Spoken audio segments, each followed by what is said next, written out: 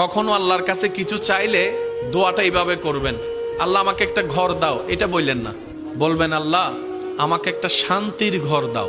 কারণ ঘর পাইলাম যদি শান্তি না থাকে, সে ডুপ্লেক্স বাড়ির দাম কি? কখনো সন্তান চাইবেন না, বলবেন আল্লাহ আমাকে একটা নেককার সন্তান দাও। কখনো চাকরি ব্যবসা খুঁজবেন না, বলবেন আল্লাহ আমাকে হালাল রুজি অর্জনের একটা রাস্তা করে দাও। কারণ আপনার যদি সন্তান সন্ত্রাস হয়ে বসে, বাপদাদা 14 গোষ্ঠীর ইজ্জত, এই সন্তান হওয়ার চাইতো। আমি কি বুঝাতে পারছি কথা?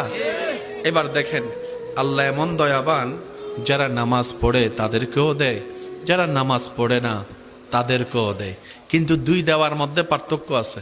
যারা আল্লাহ শুকরিয়া করে তাদেরকে আল্লাহ বাড়িয়ে দেয় এবং পরকালের সওয়াবও দেয়। এটা সবাই পায়? এটা সবাই পায়? তো এমন একজন